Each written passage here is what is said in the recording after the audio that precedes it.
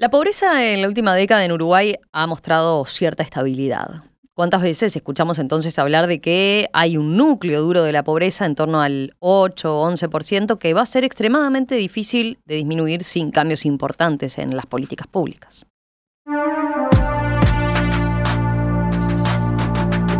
Una iniciativa que apunta a revertir ese diagnóstico es la de empleo garantizado. Esta propuesta implica que el Estado garantiza el acceso a un empleo por tiempo indeterminado a cualquier persona que esté dispuesta a trabajar a cambio de un salario mínimo. El empleo garantizado es presentado como una medida que ayudaría a combatir el desempleo, así como también la precariedad laboral y el subempleo. En particular, para los trabajadores más vulnerables, con menores niveles de calificación.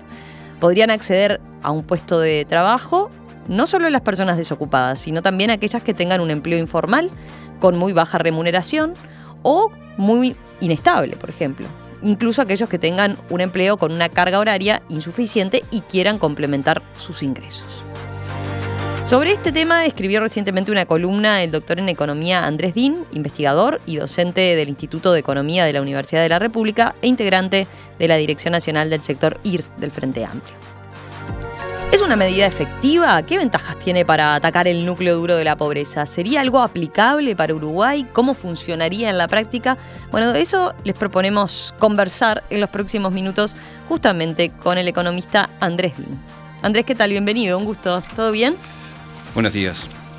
Esta es una columna que tú escribiste en el sitio Razones y Personas y esta columna es parte de una serie que estás haciendo sobre una nueva generación de políticas para reducir la desigualdad, ¿no?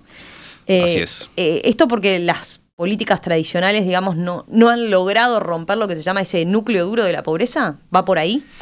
Va por ahí. Uno de los primero me gustaría un poco caracterizar qué fue lo que pasó en Uruguay en los últimos años. Es verdad que más o menos desde los años 2014, por ahí, la pobreza ha estado relativamente estable, en torno al 10%, un poco menos. En los últimos años aumentó un poco más con el nuevo gobierno. Pero si comparamos desde los niveles de los que partíamos hace 20 años, es verdad que lo que observamos es una caída muy importante a partir del año 2004, por ahí 2005, 2006, hasta el año 2014, ¿no? En ese periodo los niveles de pobreza bajan en torno al 30%, estamos hablando de cerca de 1 millón de personas pobres, a una cifra que estamos hablando en el entorno de 300.000. O sea, es una caída importantísima.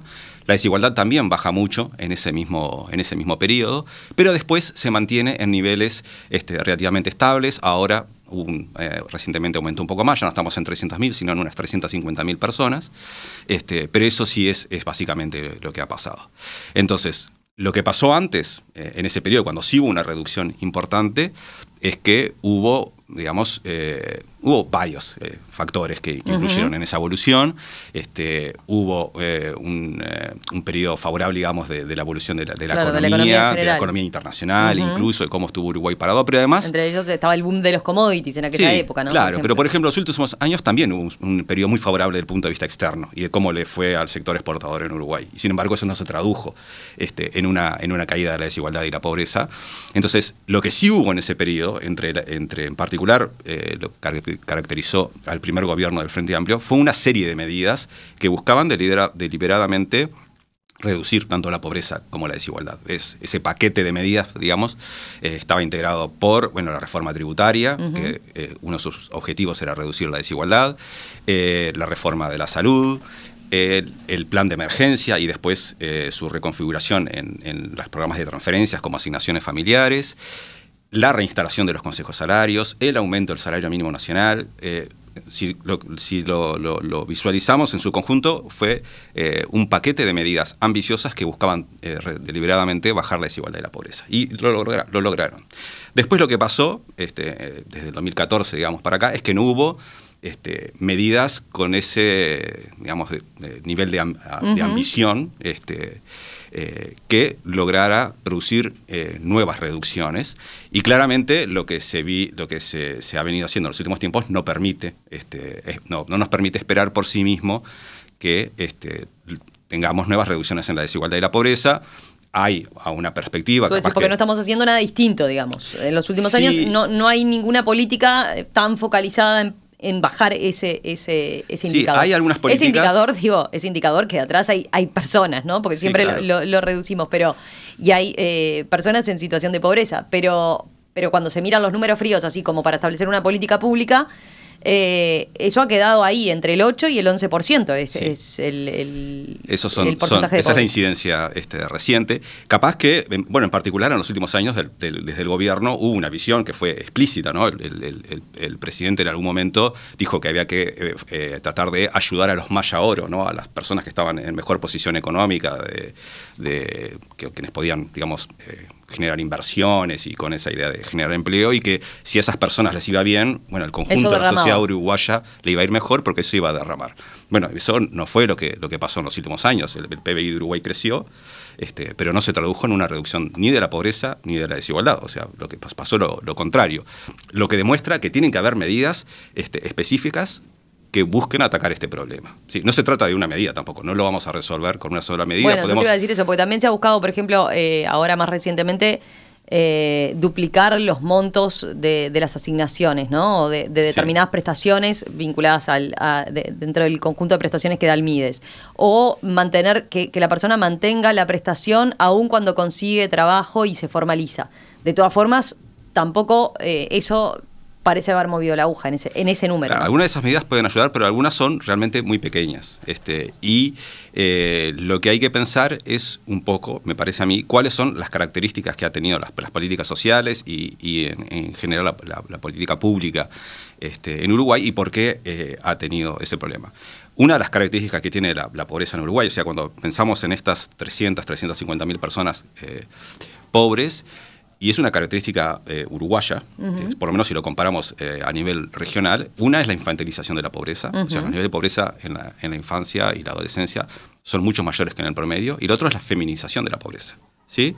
Que también son mayores que en el promedio, y que si lo vemos en la comparación con los países de la región, estos indicadores de infantilización y feminización de la pobreza en Uruguay son de los más altos en el contexto latinoamericano.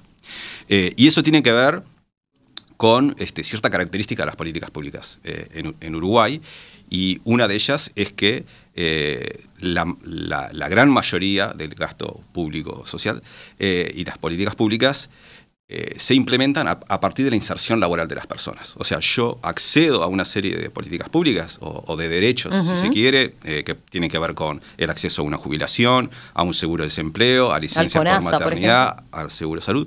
Todo eso accedo dependiendo de dónde yo trabaje, ¿no? Entonces, si yo trabajo, soy un asalariado en el sector privado, supónganse, bueno, voy a tener alguno de esos derechos. Si soy asalariado en el sector público, también.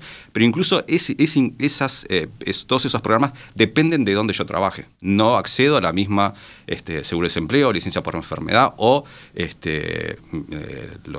las prestaciones jubilatorias si yo trabajo en distintos lugares. Eso está relativamente fragmentado en Uruguay.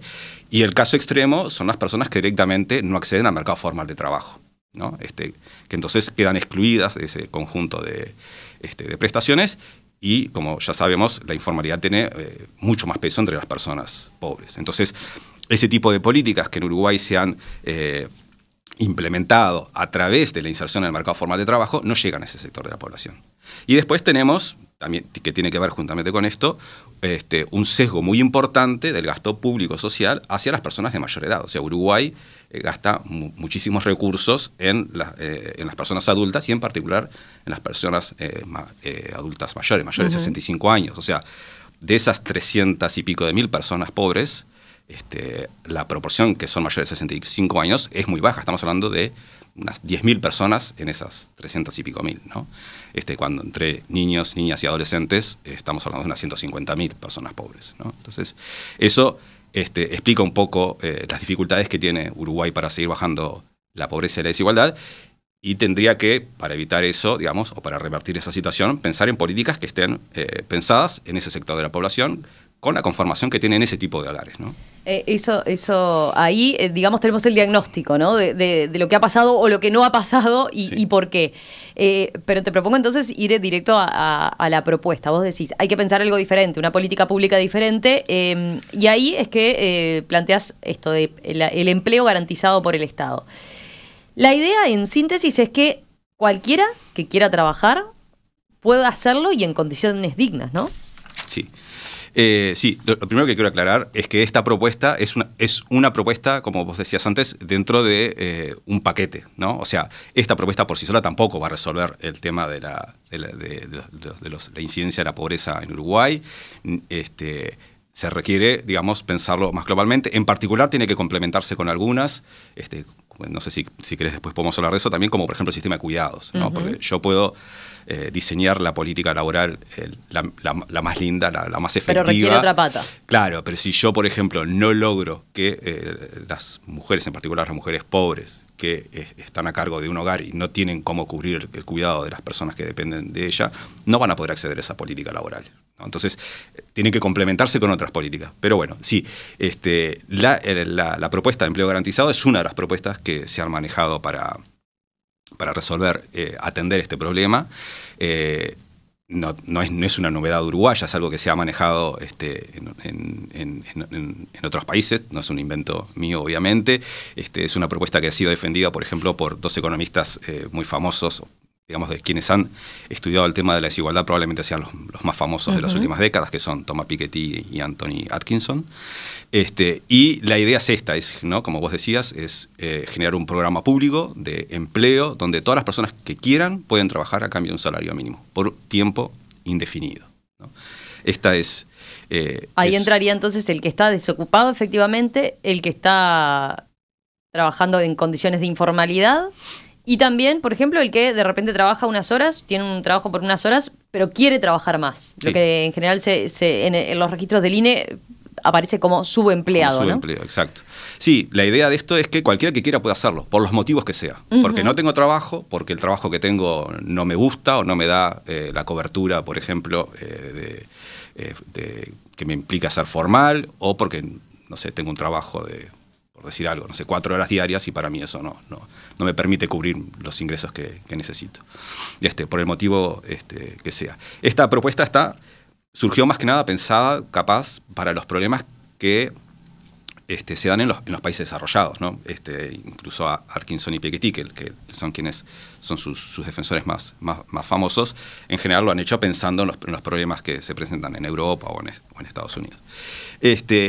Y son problemas distintos a los que tenemos en Uruguay. En particular, su principal preocupación tiene que ver con los problemas de inserción laboral y el desempleo que puede surgir para algunas personas que van quedando fuera del mercado de trabajo, en parte porque sus calificaciones no se ajustan o porque son desplazados por la tecnología, por ejemplo. Por el cambio tecnológico, por la automatización. Ellos lo plantean claramente como una línea a trabajar para eso que tantas veces hablamos, ¿no? De lo que se viene en materia de tecnología y la eliminación de determinados puestos de trabajo, que de esa forma entonces se compensarán. Pero vos decís, bueno, ahí también es otra realidad, ¿no? Estamos hablando de países de primer mundo, con determinadas características de protección social incluso distintas.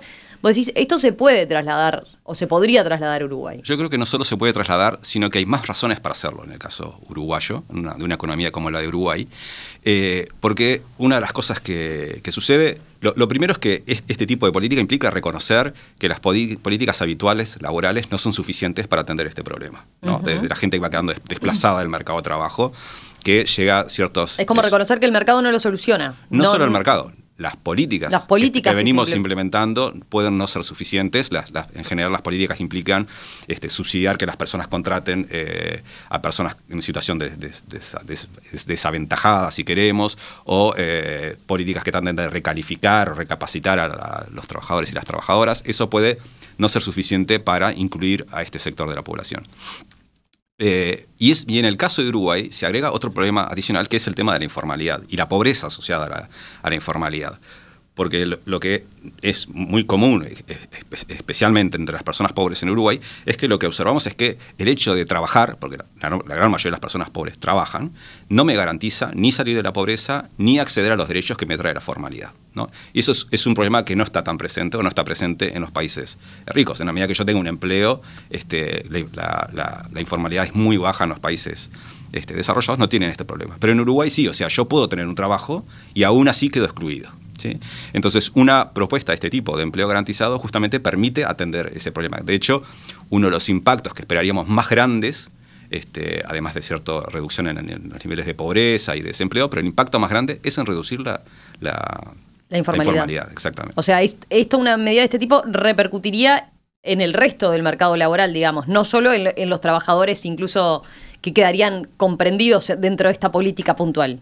Claro, sí, ¿no? bueno. Genera como un movimiento en el resto del mercado laboral. Afecta a las personas que son directamente beneficiarias de la política, ¿no? Que accederían a estos empleos, pero después tiene un efecto cascada, si queremos, que es sobre el resto del mercado de trabajo.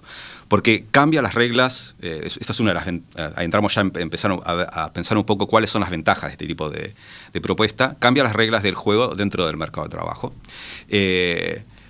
Porque, digamos, es lo que en economía llamamos, modifica el poder de negociación de los trabajadores y las trabajadoras, ¿sí? No es lo mismo para mí, incluso si yo no soy beneficiario de la política, si soy un trabajador, que soy asalariado en una empresa común y corriente, no es lo mismo para mí saber que si yo me quedo sin trabajo, me quedo patitas en la calle, que saber que tengo la posibilidad de recurrir al empleo garantizado, que será con un salario menor al que tengo hoy en día, porque es un salario mínimo y pues seguramente en la empresa donde estoy trabajando ganaré más. Pero tengo ese piso. Tengo ese piso y eso me da otras posibilidades de negociar con la empresa. Entonces, si yo soy un empleador, ¿sí?, que hasta ahora venía contratando a alguien de manera informal por un salario que es inferior al salario mínimo, voy a tener que, si quiero retenerlo, voy a tener que por lo menos pagarle un salario mínimo y formalizarlo, ¿no? Ese es el piso que voy a tener que hacer que va a tener que llevar adelante la empresa. Pero eso implica que para otros trabajadores que estaban, digamos, en una situación, digamos, un poquito por encima de ese trabajador, también le voy a tener que ofrecer algo mejor, porque no le voy a poder ofrecer lo mismo que le ofrecía al otro trabajador. Entonces eso genera un efecto cascada, digamos, para otros sectores de trabajadores y trabajadoras, aunque no sean directamente beneficiarios de esta política, y que pensaríamos que puede entonces repercutir también en una mejora de salarios para esos trabajadores, y por lo tanto también eso repercute bajando la desigualdad. Ahora después profundizamos en todos esos aspectos que significaría, pero quiero, para el oyente capaz que nunca ha escuchado hablar de esta política pública del empleo garantizado por el Estado, explicar un poquito más en la práctica cómo funcionaría, ¿no? Estamos hablando de que a la persona se le garantiza el trabajo por un tiempo indeterminado por parte del Estado. O sea, vos querés trabajar, bueno, el Estado te garantiza un empleo por un tiempo indeterminado y te da a eso a cambio de formalidad y de un salario mínimo. Sí. Esa es como la base que se va a cubrir. Esa es la propuesta, lo cual no quiere decir que sea el Estado el que te dé el empleo. Bueno, ahí ¿no? a eso el iba. Estado lo garantiza. Puede ser empleo público, pero porque es capaz que es lo primero que a uno se le viene a la cabeza, pero también puede ser, por ejemplo, en organizaciones sin fines de lucro, mencionás vos, o incluso en el sector privado mediante subsidios. Claro. Sí, que el Estado llega a un acuerdo, a un convenio con una empresa y la empresa contrata a trabajadores dentro de este programa, ¿no? Entonces, lo que hace el Estado en este caso es simplemente ser el agente que garantiza que la persona tiene un empleo por ese salario. Acá después, si paga directamente el salario o lo hace a través de un subsidio o de un descuento de determinado beneficio a quien contrata en el sector privado, eso es secundario, digamos. Eso se puede implementar de distintas maneras, ¿no? Una de las ventajas o de los aspectos interesantes de esta propuesta es que por lo menos en las versiones más atractivas de esta propuesta, estos empleos surgen en un proceso de consulta a nivel local, con autoridades locales, con organizaciones sociales locales, sobre cuáles son las demandas que existirían de ahí está, puestos de trabajo. Porque la idea no es simplemente pagarle el sueldo a alguien a cambio de hacer cualquier cosa. Bueno, ¿no? Eso se puede, enseguida seguro que son de las primeras críticas que puede pensarse en una propuesta de este tipo, ¿no? No se está fabricando algo como artificialmente. Vos decís, se hace un estudio de demanda, o sea, de pensar dónde efectivamente se necesitaría ese tipo de recursos. Sí, es que no es que se fabrique artificialmente, es que pueden haber necesidades sociales. Como por ejemplo, a ver, aterricémoslo. Por ejemplo, mantenimiento de, no sé, hospitales, escuelas públicos que están deteriorados y que no hay recursos, no se han destinado recursos para eso. Auxiliares de servicio a las escuelas. Puede ser sistema de cuidados, ¿no? Personas. En general, este tipo de propuestas se piensan para trabajadores y trabajadoras con menores niveles de calificación. Entonces, los empleos que se generarían serían para eso. Pero después también puede ser, por ejemplo, recuperación de ecosistemas o de lugares que han sufrido cierto deterioro ambiental, que son cosas que son socialmente valoradas, que la sociedad considera que son necesarias, pero que no tienen hoy en día lo que se llama una demanda de mercado, alguien que pague para que alguien haga eso, ¿no? Entonces esas demandas sí existen en términos de necesidades sociales, son cosas que la sociedad valore como útiles y que además permitirían que las personas que entren en este tipo de programa también sientan que su trabajo es valorado, ¿no? Eso genera también un efecto no solamente de que obtienen un ingreso, sino también un reconocimiento social por lo que hacen, ¿no? En todo esto capaz que nos falta mencionar un aspecto que tú comentaste en la columna que tiene que ver con erradicar la idea esa de que el pobre o el desocupado no trabaja porque no quiere, ¿no? Es un aspecto que tú mencionas que no hay gran diferencia en, por ejemplo, cuando se mira por quintiles de ingreso, la voluntad de las personas a la hora de trabajar. Sí, ahí vamos a matizarlo un poco, ¿no? A ver. O sea, las tasas de actividad, que es lo que mide la voluntad de que yo estoy trabajando o buscando trabajo, ¿no? Eso es lo que llamamos una persona que está económicamente activa, son relativamente similares en hombres. Si miramos los hogares de mayores ingresos, o los que llamamos el quinto quintil de ingresos, o sea, el 20% de la población de mayores ingresos, son relativamente similares en hombres en ese quintil de ingresos con los hogares pobres, con los hombres en los hogares pobres. Estamos hablando de tasas de actividad por arriba del 80% para el segmento de la población que está entre 18 y 65 años, ¿no? en ese entorno. Pero si miramos a las mujeres, ahí la cosa cambia, porque en ese mismo quinto quintil de los hogares mayores ingresos, la tasa de actividad también es 80 y pico %, es un poco menor a la de los hombres, pero si miramos en los hogares pobres es mucho menor, estamos hablando de en torno a 60%, 60 y algo %. Ahí hay una brecha de género importante, o sea, las brechas de género existen en todos los sectores de actividad, pero combinados con la pobreza, esas brechas de género se expresan de manera mucho más dramática, digámoslo.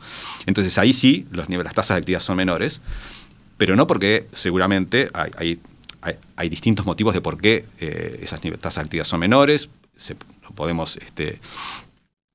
Hay distintos estudios sobre eso, pero uno de los principales motivos es que básicamente esos hogares no tienen el poder adquisitivo para contratar un sistema de cuidados, ¿no? Para mandar a sus hijos e hijas a un jardín de infantes o otro sistema de cuidados, supónganse, para otras personas dependientes, personas mayores, etc. Entonces, lo que tenemos en esos hogares sí es un porcentaje mucho mayor de mujeres que se quedan en el hogar dedicadas a tareas del hogar. El INE las clasifica de esa manera, ¿no? Y eso explica en gran parte por qué esas tasas de actividad son menores y eso requiere otro tipo de políticas.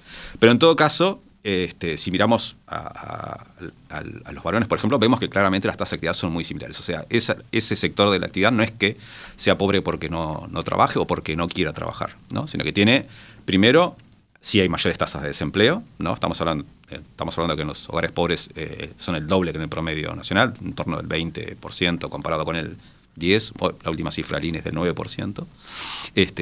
Pero después es que aún consiguiendo trabajo, eso no les permite salir de la pobreza, ¿no? En casos porque muchos de esos empleos son con salarios muy bajos, inestables, informales, precarios, diríamos. Enseguida continuamos conversando con Andrés Din, doctor en Economía, sobre esta propuesta, empleo garantizado por el Estado. Bueno, ¿podría aplicarse en Uruguay? ¿Qué ventajas tiene? Quiero preguntarte, entre otras cosas, ¿qué más, no? Además de garantizar el empleo, ¿qué pasa en materia de capacitación? ¿Cuánto se diferencia, en definitiva, de lo que se ha instrumentado hasta ahora, como puede ser, por ejemplo, lo que tenemos más reciente, los jornales solidarios? ¿Qué costo tendría una medida de este tipo? Enseguida vamos por ahí.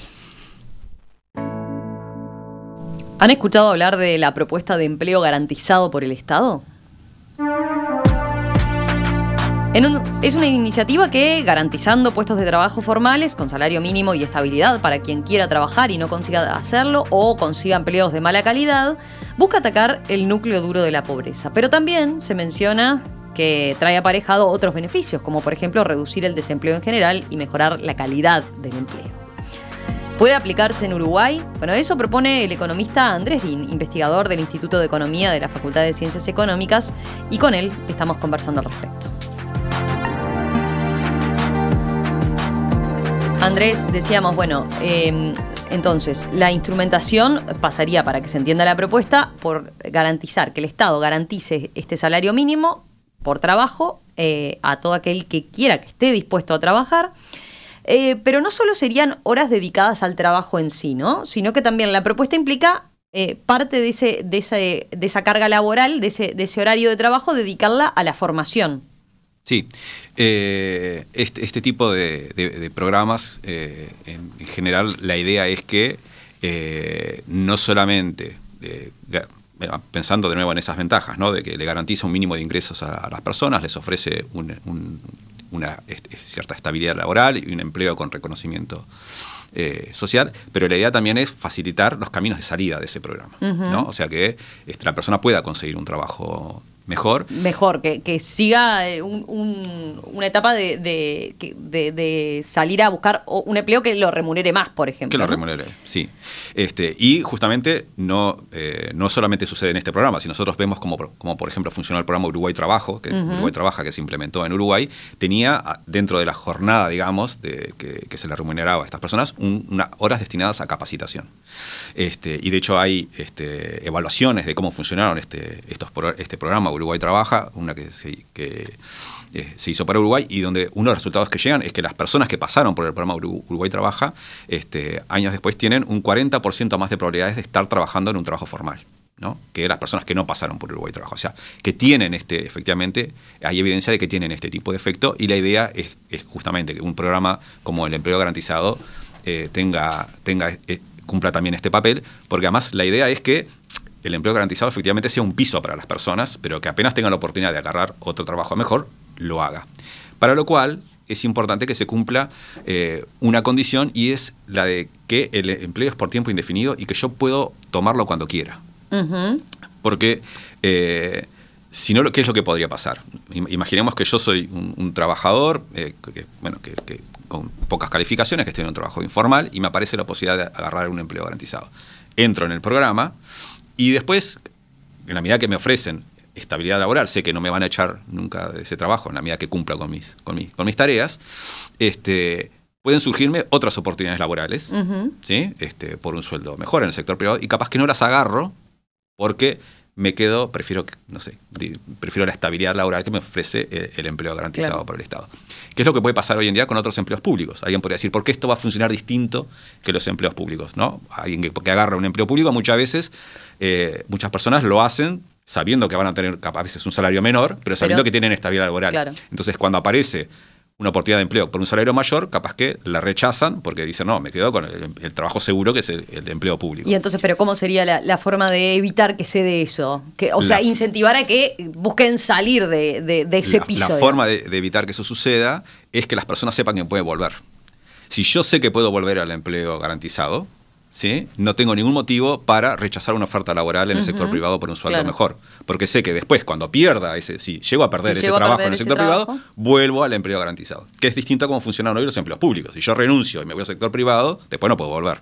Entonces, sabiendo que puedo volver, este programa genera los incentivos para que apenas haya una oportunidad mejor, yo me vaya. Es como, no sé, si me independizo y me voy del hogar materno, ¿no? Yo no quiero volver al hogar materno, pero sé que si me fui de mi casa y llego a necesitarlo porque las cosas salieron mal, sé que esa posibilidad está ahí. Capaz que nunca la utilizo, ojalá nunca la utilice, pero sé que está ahí. Andrés, hay quien puede decir, ¿tiene puntos de contacto esto con la renta básica universal? Tiene puntos de contacto en el sentido de que es una de las propuestas que se han mencionado para garantizar digamos, los medios de subsistencia de las personas, ¿no? Que lleguen a un mínimo de medios que le permitan llevar una vida digna, digamos, ¿no? Eso es lo que tienen en común. Después, a partir de ahí, son muchas diferencias, porque la renta básica universal es una propuesta en donde las personas obtienen un ingreso incondicional. O sea, yo no tengo que hacer nada para obtenerlo. Entonces, la diferencia más importante es que no tengo que trabajar. Segundo, la renta básica universal yo no la pierdo nunca bajo ninguna circunstancia, ¿no? En el empleo garantizado, en la medida que yo tengo que trabajar, efectivamente es así. A mí no me van a echar, sé que no pierdo ese trabajo, siempre y cuando cumpla mis tareas. Lo cual no quiere decir que yo pueda ir y después no hacer nada. Pero ahí sí me pueden echar. ¿La idiosincrasia uruguaya lo ves más viable esto del empleo garantizado, de exigir como una contraprestación? No es un te lo doy porque sí, sino que viene asociado a, bueno, pero tenés que hacer algo, de desempeñar determinada tarea. Bueno, esta es una de las ventajas que se ha mencionado del empleo garantizado, y es que lo que se plantea es que tiene digamos, mayor viabilidad política o social, mayor aceptación social una propuesta de este tipo de empleo garantizado, justamente porque está muy difundida lo que llamamos la ética del trabajo, la idea de que las personas para ser útiles para la sociedad tienen que trabajar, tienen que obtener un ingreso a cambio de eso y tienen que hacer algo que sea útil para la sociedad. Entonces, muchas veces las propuestas como la renta básica universal generan resistencia por ese lado, porque alguien está recibiendo algo a cambio de nada, digámoslo. Entonces, y el empleo garantizado sí cumple con esa condición, y eso lo puede hacer, digamos, más viable políticamente hablando, ¿no? ¿Esto está solo en el plano de la teoría, de teorías económicas y de propuestas económicas, o hay algún estado, algún país que lo esté implementando efectivamente? Lo más parecido que se ha implementado es en la India.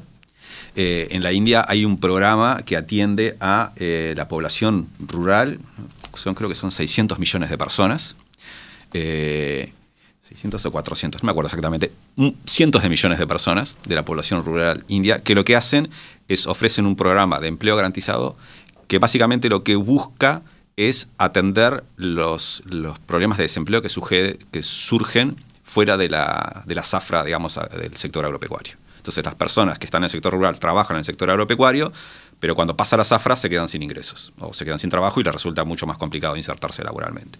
Entonces, estos programas en la India le ofrecen trabajo en esos periodos a esas personas, y después, cuando vuelve la zafra, como esto funciona como un empleo garantizado, al trabajador o a la trabajadora le conviene ir a trabajar al sector rural, el sector agropecuario, y así cíclicamente, digamos, ¿no? Es lo más parecido que hay y atiende una población enorme, ¿no? Como dije recién, estamos hablando de cientos de millones de personas. Es como digamos, el programa más parecido que existe hoy en día en el mundo que se ha aplicado de este tipo. Vayamos a algunas de las ventajas que se mencionan. Algo ya explicabas vos en el bloque anterior, ¿no? En teoría, el saber que existe este colchón garantizado eliminaría los empleos informales de peor calidad, ¿no? Uh-huh. Porque este piso incidiría y derramaría en cascada, digamos, al resto del mercado laboral, porque nadie aceptaría trabajar por debajo de ese salario mínimo. También se propone que reduciría la amenaza del despido en el sector privado, dado que al saber que si se pierde su trabajo tendría garantizado un puesto de este tipo, ¿no? Una persona estaría en mejores condiciones para negociar con su empleador, decías tú. Y por otro lado, también hay quienes argumentan que se eliminaría el seguro de desempleo, ¿no? Que dejaría capaz de ser necesario. No. A ver. No, porque el seguro de desempleo funciona, digamos, o por lo menos hoy, como está diseñado hoy en día en Uruguay y en muchos países de manera similar, el seguro de desempleo es una proporción de tu sueldo. Entonces, el seguro de desempleo me brinda por unos meses, uh-huh. En distintos países el periodo varía, en Uruguay son 6 meses, un ingreso, ¿sí?, que guarda una proporción con en relación a lo que sueldo. Cobraba. Entonces, claro, si yo, no sé, por decir algo, tenía un ingreso, no sé, de 60.000 pesos por mes, mi seguro de desempleo, en promedio, porque en Uruguay es escalonado, cada mes va cambiando, pero en promedio va a ser un 60% de eso, dependiendo de otras cosas, pero pongámosle que son 36.000 pesos por mes. Eso es mucho más que el salario mínimo. ¿Sí? Entonces, te quedarías con el seguro de desempleo y claro, no con exacto, piso mínimo. No sustituye al seguro de desempleo. Serían dos políticas que tendrían que mantenerse simultáneamente, ¿no? Ahora. Pero volviendo a lo que decías antes, una de las ventajas que sí se ha mencionado, ¿no? Y es que tiene que ver con el hecho de que las personas dejen de aceptar empleos en el sector privado por salarios inferiores al salario mínimo y empleos informales, ¿no? Y esto tiene un efecto también sobre una, digamos, mejora en los niveles de productividad del conjunto de la economía uruguaya. Básicamente, destruiría los empleos de peor calidad que hay en Uruguay. Entonces, básicamente, si yo soy un empleador, ¿no? Y lo único que puedo ofrecer es un empleo informal por un sueldo inferior al salario mínimo, me voy a tener que dedicar a otra cosa, ¿no? Los trabajadores y trabajadoras que tengo contratados se van a ir a otro lado y mi empresa va a cerrar. Y como los niveles de eficiencia o productividad del conjunto de la economía es un promedio de empresas muy eficientes que pagan buenos salarios y empresas muy malas, como este ejemplo que yo te digo, cuando cierran ese tipo de empresas, digamos, mejora la productividad promedio y eficiencia de la economía en su conjunto. Ahora voy a la pregunta del millón, dijera un oyente, porque dice, Romina mandó la pausa justo cuando estabas por hacer una de las preguntas que dejé picando. Y hay varios que lo mencionan. Esto suena muy lindo, pero muy utópico también. ¿Qué costo tendría una medida de este tipo? ¿Sería aplicable? ¿Sería implementable en un país que tiene el déficit fiscal que tiene, ¿no? De 3, 4%. ¿Es viable pensar en una medida de este tipo realmente? Bueno, lo primero que hay que aclarar es que es difícil estimar cuánto saldría esta medida. Por dos motivos. Uno es porque es difícil saber cuánta gente se presentaría a este programa. Nosotros en el Instituto de Economía, en un proyecto en el que estuvimos trabajando, hicimos una estimación gruesa, digamos, preliminar, que se presentarían unas 170.000 personas. Eso es similar a las personas que se presentaron en el 2021-22 al programa Jornales Solidarios, que se presentaron 160.000. O sea, no es descabellado pensar en que ese sería más podríamos andar por ese... Sí. Por ese nivel de personas. Pero bueno, esto es algo difícil de saber a priori cuánta gente se presentaría. Y lo segundo que es difícil saber, porque yo puedo saber, bueno, si le tengo que pagar a 170.000 personas un salario mínimo, la cuenta es relativamente sencilla, ¿no? ¿Cuál sería el costo? Pero lo otro que es difícil de saber es cuánto saldría, digamos, el sostén administrativo de esto, ¿no? Porque yo no solamente tendría, el programa no solamente implicaría pagar esos sueldos a estas personas, sino que también tengo que pagarle o también tengo que sostener una estructura administrativa que es la que se encarga de hacer de juntar estas demandas sociales de las que hablábamos hoy con las personas que quieren trabajar, ¿no? Alguien tiene que relevar las demandas sociales, tiene que organizar eso y tiene que ver qué calificaciones o qué tareas pueden realizar las personas y después asignar las personas a una tarea, ¿no? Esto requiere una estructura administrativa y es también más difícil de estimar. En el caso de Uruguay Trabaja, por lo que yo he hablado con las personas que trabajaron en el MIDES, se calculaba que ese tipo de funcionamiento administrativo se llevaba la misma cantidad de dinero que lo que se pagan sueldos directamente. O sea, habría que duplicar la cifra capaz si se cumpliera eso, aunque también deberíamos pensar que hay ciertas... O sea, es una estructura, igual ahí hay cierta burocracia que es difícil es imposible. Porque requiere un seguimiento, sí. Que para que se aplique bien y para que funcione, sí. Requiere cierto seguimiento con determinada estructura, sí, que es difícil de alivianar, digamos. Ahí va. Primero, tenés que hacer lo que llamamos el match, ¿no? Que se encuentren las personas que quieren realizar un trabajo con un lugar útil donde pueda realizar una tarea. Eso no sucede de la nada, eso hay que coordinarlo. Y después lo otro tiene que ver con los otros elementos que mencionamos en el programa, como por ejemplo la capacitación. Alguien tiene que coordinar eso, qué cursos hacen las personas, en qué se capacitan, y también incluso facilitar que puedan conseguir otros empleos después, ¿no? Bueno, todo eso requiere... ¿Y cierto control a cómo se desempeña en el empleo? No, claro, eso sí. Obviamente, una persona que no cumple las tareas en el trabajo debería tener algún tipo de sanción, ¿no? Y eso implicaría que tiene que haber un control de esas tareas. Entonces, eso es difícil también de estimar. Y justamente por eso, en estas columnas que vos mencionabas, que yo escribí, lo que proponía era arrancar con una población más pequeña, ¿no? Bueno, teniendo en cuenta que los programas estos de lo que llaman empleo protegido, que han existido hasta ahora en Uruguay, han cubierto entre 10.000 y 15.000 personas como a lo sumo, arrancamos capaz que con el doble de eso, 30.000 personas. En un piloto. Sí, y después vamos viendo cómo funciona y vamos incrementando esa cifra. Arrancar con 30.000 personas, si se pagara lo mismo que pagaba Uruguay Trabaja, que son 2, no importa si es cerca de hoy serían como unos 13.000 pesos, tendría un costo de $100 y pico de millones de dólares, 140, 150 millones de dólares anuales, ¿no? Solo eso.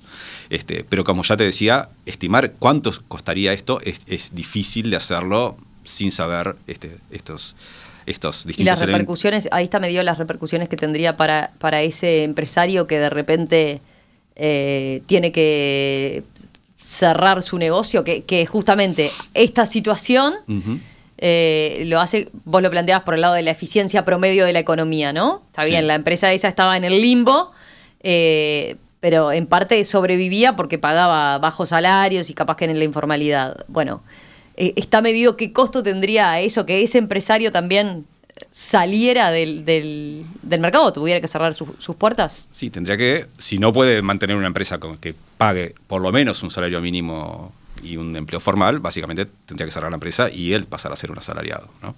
Él pasar a ser un asalariado, Sí, decimos. si como empresario no podés ofrecer por lo menos ese tipo de empleos, mejor que te dediques a otra cosa. A otra cosa. Tengo varias preguntas, muchos comentarios y varias preguntas. Hay quien dice, excelente, me encanta la propuesta, me encanta pensar en ese mundo y no en el que vivimos ahora. Es propuestas como estas las que habría que explicar.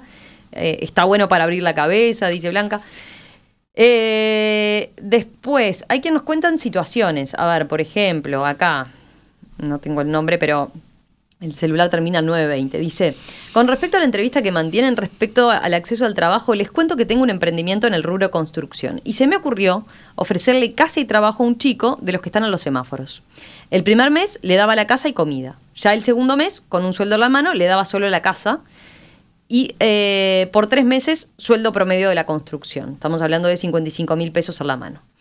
Pero me dice que en definitiva prefiere meter unas horas allí, hacerla del día y no estar cumpliendo un horario. Eso ya me quitó las ganas de poner mi granito de arena para cambiar la realidad. ¿No puede darse algo de eso en esto del empleo garantizado? Sí, puede darse algo de eso. O sea, el empleo garantizado lo que hace es, como dice el nombre, garantizarle que existe un empleo disponible si yo quiero tomarlo. Pero no garantiza que todas las personas que tengan un empleo formal o que no tengan ingresos estables lo vayan a hacer. Yo puedo elegir no hacerlo, ¿no? Por eso este tipo de propuestas no eliminan el desempleo o el trabajo informal o el trabajo por cuenta propia informal que existe hoy en día, ¿no? Porque implica que va a haber un porcentaje importante que va a tomar la oportunidad y otras personas que elegirán no hacerlo. La cuenta sí que es compleja. Mira, acá hay otro oyente que suma y dice, como argumento a favor, habría que medir también cuánto cuesta hoy cada uno de los 15.000 presos que existen en Uruguay, haciendo la suposición, ¿no?, de que todos estuvieran en una situación de haber caído en la delincuencia por ejemplo, no haber tenido una oportunidad en el mercado laboral, ¿no? Pero dice, muchos de quienes participan en este programa zafarían de ir a la cárcel, ¿no? Supongo que sí, pero difícil saber cuántos. No, es difícil estimarlo, sí, pero es cierto que puede haber casos donde justamente este tipo de programas ataje situaciones de ese tipo y también ahí hay que sumarlo como componente de la ecuación, ¿no? Todas las políticas que buscan reducir la desigualdad y brindar oportunidades de ingresos como este tipo, pueden haber otras también, hay bastante evidencia que muestran que eso reduce los índices de criminalidad, ¿no? En general, las sociedades más desiguales son las que tienen mayores niveles de criminalidad. Eso es así. Tengo otras preguntas. A ver, Tiziana pregunta, primero dice que le agregaría un componente de recapacitación. Podría también recibir un salario, obviamente controlado, y entiendo que lo que está planteando es, a ver, que también quien quiera recapacitarse directamente pueda tener un salario de este tipo. Vos lo planteabas como dentro de la formación, dentro de un esquema, como parte de insumirle unas horas de ese trabajo que desarrollaría, ¿no? Acá ella habla de recapacitación para quienes estén dispuestos a recapacitarse, bueno, garantizarle este piso mínimo. Sí, pueden haber otras políticas laborales que, por ejemplo, implican becas para recapacitarse una persona, que es esto, ¿no? Obtienen un ingreso mientras están estudiando para después conseguir un trabajo, no son incompatibles, ¿no? Después, ella pregunta, lo importante es reducir la pobreza, la desigualdad. ¿Por qué es importante? Si tuviéramos muchas personas súper ricas y ninguna pobre, ¿qué problema habría? Bueno, si lo tuviéramos, no sería tan problemático, pero uno de los objetivos de esto es reducir la pobreza. ¿sí? Y una de las maneras de reducir la pobreza, una de las más efectivas, es reducir la desigualdad. Incluso la desigualdad hay motivos, digamos, además de que alguien puede tener razones, digamos, éticas o filosóficas para molestarle la desigualdad, hay otros motivos más prácticos, digamos. Por ejemplo, lo que acabo de mencionar, ¿no? Las sociedades más desiguales son sociedades menos integradas, menos cohesionadas y que tienen mayores niveles de conflictividad social o incluso de problemas de criminalidad, digamos, ¿no? Entonces, incluso si lográramos reducir la pobreza, hay motivos para querer reducir la desigualdad. Una cosa que yo quería mencionar antes de que termináramos, y que yo mencionaba antes, que tiene que ver con esto, de que este tipo de políticas tienen que complementarse con otras. Estamos hablando de que lo importante, en definitiva, es bajar la desigualdad y la pobreza. Y una de ellas tiene que ver con el sistema de cuidados, lo mencionaba hace un rato. En Uruguay, para los sectores de menores ingresos, para los hogares pobres, ahí la oferta del sistema de cuidados es relativamente no, es claramente insuficiente, ¿no? Nosotros, si pensamos en estos hogares donde hay, en los hogares donde hay niños y niñas, y nos fijamos, bueno, cuál es la situación de las personas adultas que están a cargo de esos hogares, en los hogares pobres, para las mujeres, casi un 30% está dedicado a tareas del hogar, mientras que en los hogares más ricos es mucho menos, es tipo 4%. Entonces, eso sucede porque no tienen una oferta de sistema de cuidados, y eso en Uruguay es un desafío que hay que resolver, si no este tipo de políticas pueden no tener los efectos que queremos, ¿no? Hoy en día el sistema de cuidados, el CAIF, que es el programa más grande que hay, cubre unos 60.000 niños y niñas, pero de esos 60.000, la mitad aproximadamente tienen 0 o 1 años y van a lo que llaman las experiencias oportunas, que implica ir una vez por semana y acompañados. O sea, no resuelve el cuidado de una persona que quiere insertarse en el mercado laboral. Claro. Y la otra mitad, los otros 30.000, que tienen 2 y 3 años, la mayoría, van sí 5 veces por semana, pero van la enorme mayoría 4 horas por día. Eso no resuelve, de nuevo, la situación de estos hogares. Claro. Puede resolverlo para un hogar donde estén presentes el padre y la madre y luego hagan coordinar los horarios para que con 4 horas cubrirlo. Sí, pero por ejemplo, si hablamos de hogares monoparentales, ¿no? Que también concentran gran parte de una gran cantidad de hogares monoparentales femeninos que directamente con esta oferta del sistema de cuidados no pueden insertarse en el mercado laboral. Yo puedo generar el empleo garantizado u otras políticas laborales y no van a tener el efecto que yo quiero si no resuelvo esa otra pata, digamos. Da para seguirla, Andrés.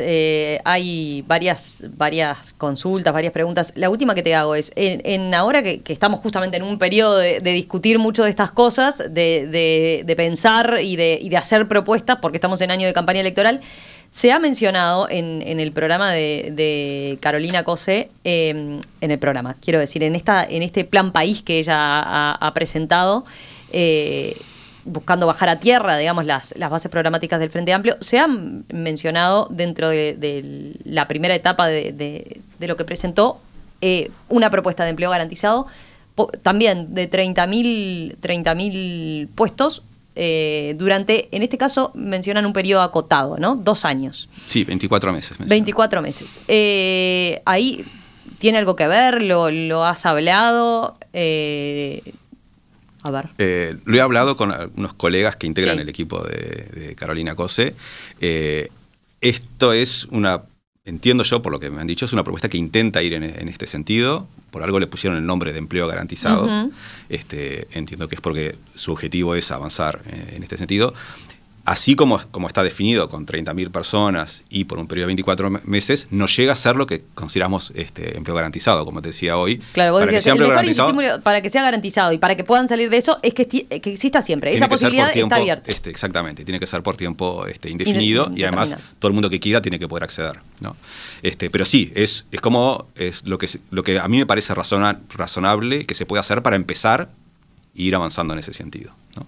Vos decís que la forma también de implementar una cosa así acá en Uruguay es ir de a poquito, ¿no? Con eso que mencionabas. Sí, ese plan piloto que permita ir midiendo. Justamente porque es muy difícil estimar, por un lado, ir viendo las dificultades que tiene la implementación de un programa de este tipo, que tienen que irse haciendo ajustes sobre la marcha, y además para también tener una idea de cuál es la población que se atendería por este tipo de programa. Y ese tipo de dificultades de estimación, creo que justifican ir de a poco. Andrés Dinh, doctor en Economía, investigador en el Instituto de Economía de la Universidad de la República. Gracias, gracias por estos minutos esta mañana aquí en Perspectiva. Volvemos a conversar, la seguimos en cualquier momento. Bueno, gracias a ustedes.